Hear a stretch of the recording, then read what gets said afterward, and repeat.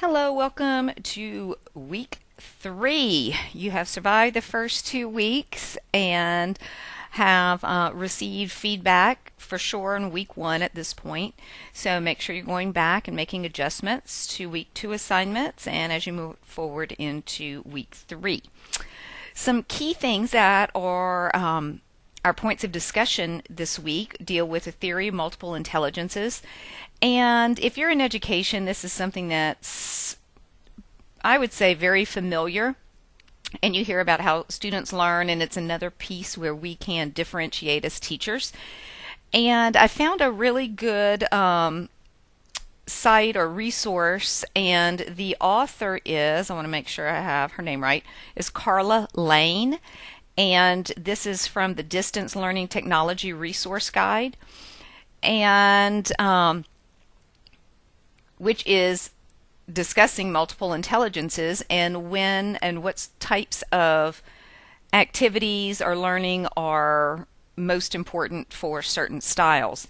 And so what I'm going to do is, for the most part, I'm reading from her work, so I don't want to claim any of this as my own, but I will interject examples and things as we go, and I'll make sure to say that. But I do want to make sure appropriate credit is given to the author, and again, that is Carla, C-A-R-L-A, Lane, L-A-N-E, from the Distance Learning Technology Resource Guide.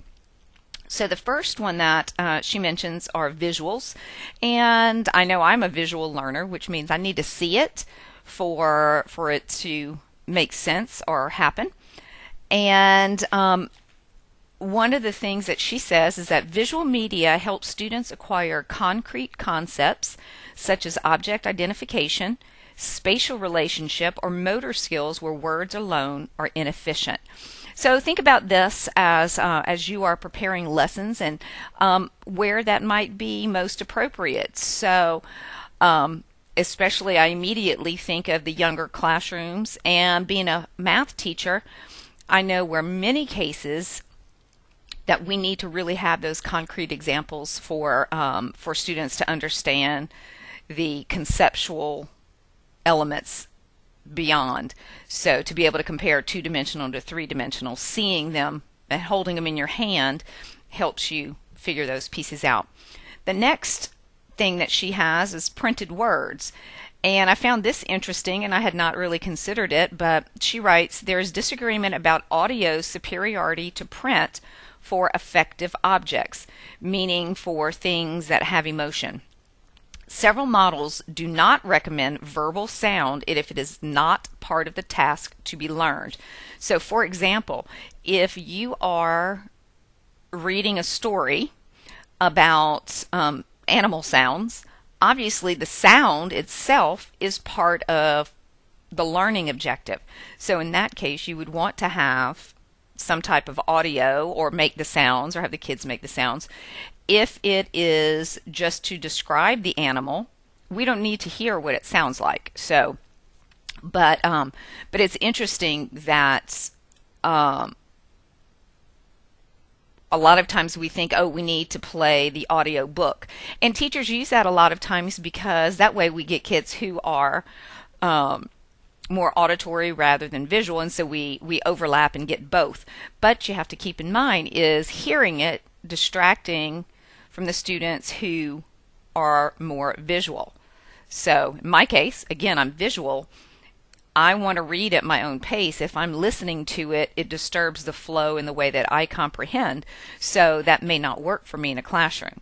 However, it does extend my skills to be able to listen and gather information that way. So that's still an important piece about helping us get better in the areas where we may have some weakness. Sound is her next category. A distinction is drawn between verbal sound and nonverbal sound, such as music. Sound media are necessary to present a stimulus for recall or sound recognition. Audio narration is recommended for poor readers. Again, those stronger readers don't need the audio, and that may actually be a distraction and stop them from picturing what the author intended. Poor readers need those prompts. So for motion, Models force decisions among still limited movement and full movement visuals. Motion is used to depict human performance, so learners can copy the movement. And sometimes it's unnecessary and requires other skills that detract from the actual learning.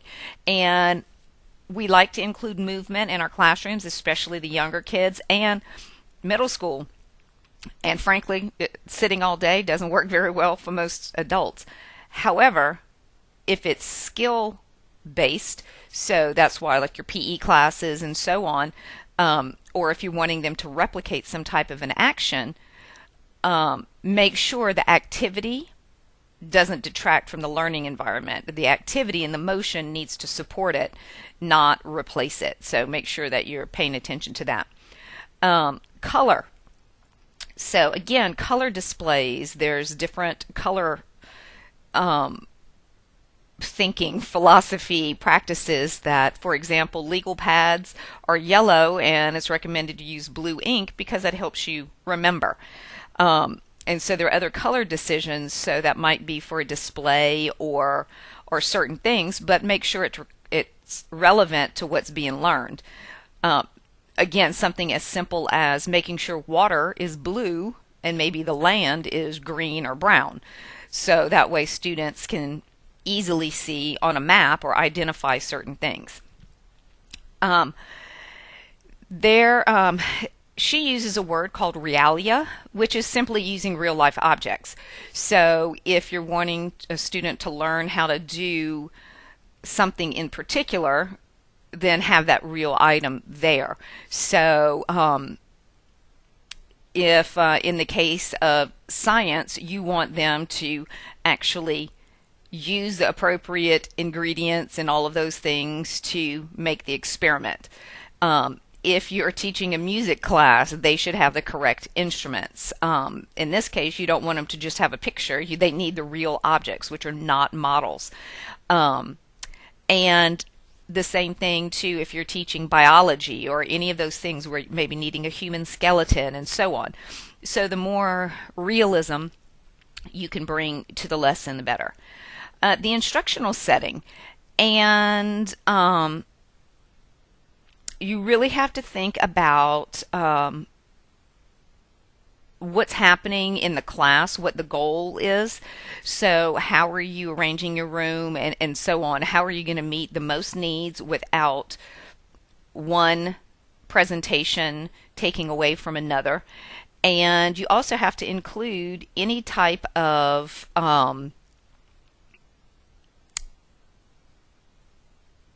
individual attention that you might need. You might need to consider what type of materials are going to be needed throughout the lesson. Do you have access?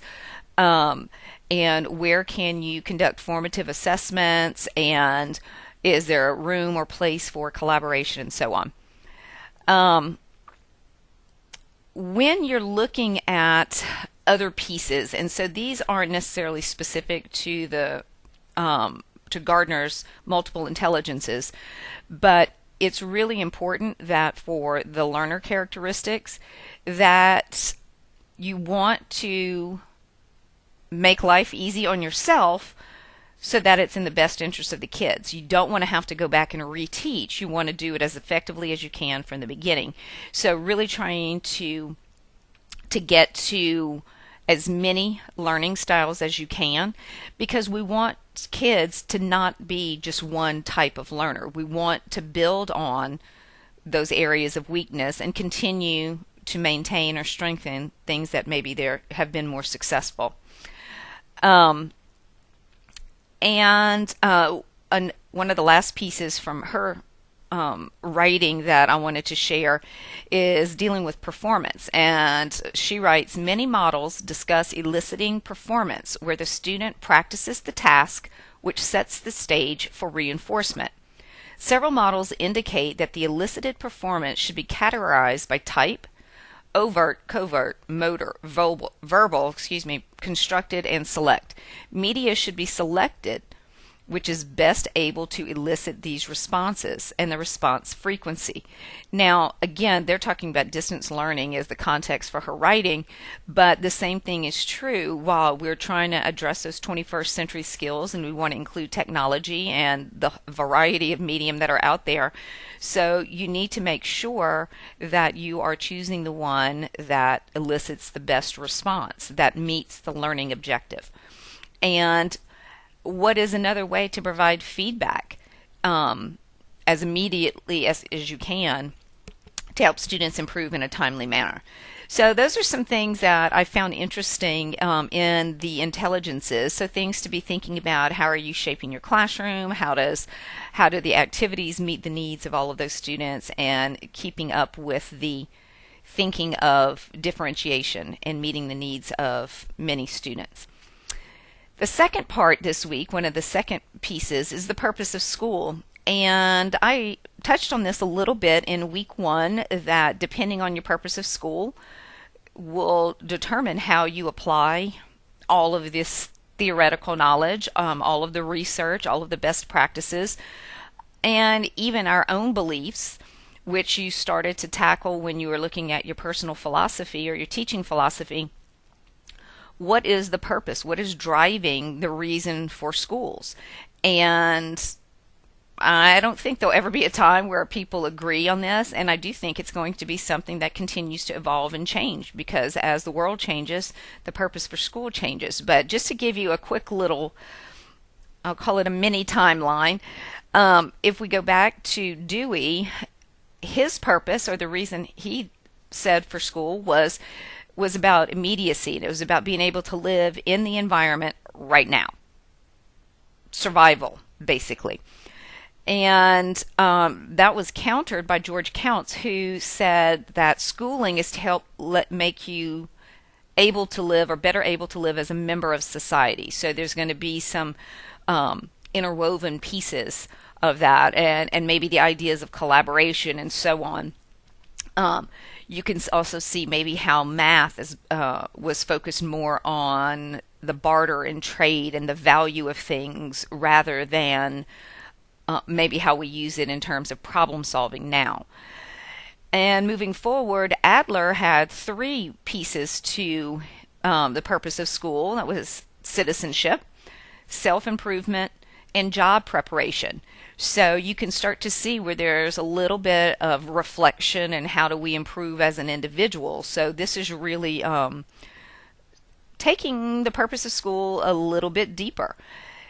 TYAC, and I'm not positive I'm pronouncing that correctly, but it's TYACK, and no one ever agrees on the correct way to pronounce it, but believe the purpose of school is for social and economic needs. And we can see how that applies today as well. Once we move into the late 1990s, sociologists began to weigh in on this and said, really, schooling, the purpose of schooling was to provide credentials, a credentialing function, which means it just allowed a way for us to almost have a caste system within education. So it gave you credibility. And so where you can say bragging rights. Then I read quite a bit by Desmarais and Lecomte through my graduate program. So these are people that, as you move forward, you're going to probably hear from these authors. But they had four primary purposes for school, and that was to develop practical academic skills like reading, writing, mathematics, for the assimilation of immigrants, for job preparation, and for social and moral responsibility. And you can see how their four purposes to some degree encompass everything that came before. And we can see, I know, being in an international baccalaureate school, I can see how each of those things can be interwoven into what we do at my school, and depending, and I'm sure quite a bit seems the same at the schools that you're in, or maybe even think back to your high school or your undergrad program. But academic skills, obviously, so we're focused on curriculum and taking care of that. Assimilation of immigrants, from my school and the way that we teach, we're looking at not so much assimilation of immigrants to our culture, we are looking at the assimilation of students to the global culture. So there is some of that cultural piece applies there. Job preparation, again, we want authentic tasks. We want skills that they can take in to their jobs, to a variety of places, and we discussed that when we talked about the 21st century skills. And then social and moral responsibility. That again, it's the global community, and we're looking at service. We're looking at how can we sustain the earth and so on. And so, again, just in the IB education, those pieces all apply to what they said were the four purposes. Now, you may disagree or agree with any or all of those, but again, it's really important to see where you fit in all of those descriptions, and maybe something you believe is the purpose of school is not listed. Of course, there is for your faith-based schools that religion and dissemination of religious ideals and beliefs would obviously be a purpose of school. Most of these, either sociologists or philosophers or educators, are looking at public school rather than any of your private or parochial schools. So those are the two big pieces, and I want you to really keep going back to week 1 and week 2 and think about what we've done and the things that we've been focusing on, and see how the purpose of school melds in with those. And before I sign off, a final note about your week 3 assignment. There is a list of guiding questions for you, and you need to go to 2 different schools. Again, hopefully you can go and visit them, but we also know that most of you work, and it depends upon what you're able to arrange in terms of time off. But look at those questions. You can add to or delete any of those questions. However, they are there to guide you. They are there for a reason. They're indicating the type of information that you need, what types of questions you should be asking. So use that as your brainstorming, as your outline. And as you're talking to people, you'll see how maybe other questions evolve from that. But I would use that as a starting point and then add in or highlight those. So you know those are the ones that are in the assignment. Also, take a look at the grading rubric to make sure you're including all of the components. I don't want you to delete a question and then you've missed something that is a big piece from the grading rubric. So make sure you're taking a look at that. Again, APA, make sure you are using having someone edit your paper, whether you send it to the writing center or you have a friend or colleague. We need to get rid of those errors. At this level of writing, we start kicking it up. So you need to make sure you're working on that, because you have to be able to articulate your ideas in writing, because much of our work as educators is done in writing. So on that note, have a great week, and I look forward to seeing you in the classroom.